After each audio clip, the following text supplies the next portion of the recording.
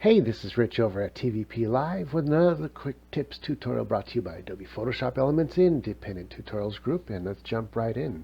Today's poster has a photo of a kid and a photo of the snow background, and we basically want to put this kid in front of the background. And so we're going to first zoom in and cut this kid out completely with the small point of soft-edged eraser, because the magic tool, if we try to use it, you see it doesn't really grab things all that well. And if we zoom in and hit delete, you're going to see it's capturing some of his cap, and we don't want that. So you can see it's just not very clean. So we're not going to use the magic tool.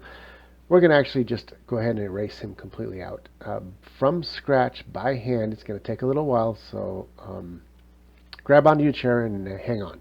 So we're going to start with this fuzzy part of the top of the cap, because it is the hardest to deal with, as it will show through what's behind there through the fuzz. So what we want to do is use a soft eraser and get in there with a nice big fat brush, and this will allow me to leave the edges kind of fuzzy. And as you can see, it's not that hard to do, and we want to pretty much get rid of the brown of the background and leave the green of the cap. So as we cut around here, we're just going to try to get as close as we can, and we can do all of the fine work later. Next, we're going to grab a smaller brush and zoom in here and start with the edge of the cap and basically cut out the rest of the kid here. And as usual, it's okay to cut into the object, because you see right here, if I don't cut in, then you're going to see that on the outcome in the end. So go ahead and cut in a little bit. What they don't know isn't going to hurt them. And that's pretty much how we're going to do this throughout the whole rest of the picture.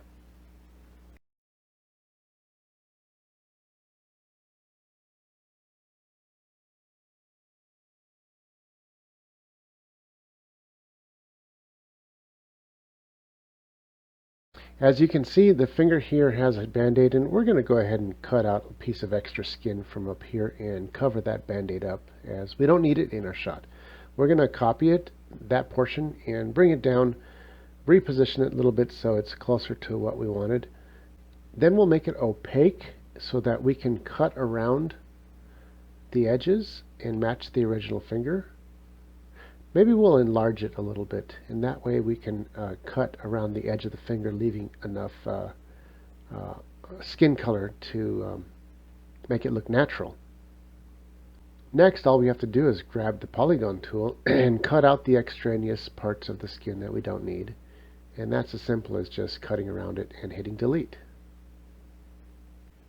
Finally, what we want to do is simply take the smudge tool and smudge a little bit of the background to get rid of the darker part of the band-aid, as you can see here. Next, we'll grab an eraser and basically just erase the portions of the finger that we don't need from the previous shot. And that's pretty much it. Now we can smudge a little bit of the original finger back over the new piece so it looks real. And moving on from here.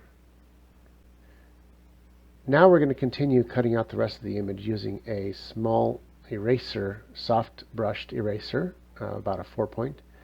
And the rest of the image, we can do it by hand, or we can do shift click, which is going to be shifting, clicking on one point, holding the shift and click another point, and it does it from here to there. If there's an anomaly, all you got to do is grab the smudge brush and just smudge back and forth from one end to the other, and it finally disappears after a little bit of time. And it's that easy.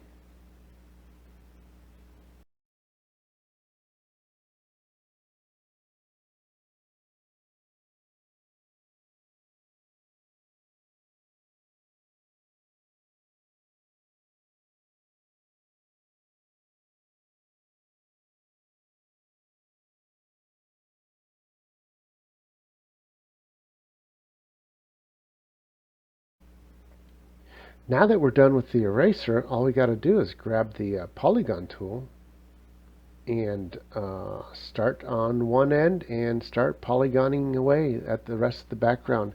You don't have to do the whole thing all at one piece. If you have like a computer with a little bit of RAM, or a Macintosh, a joke.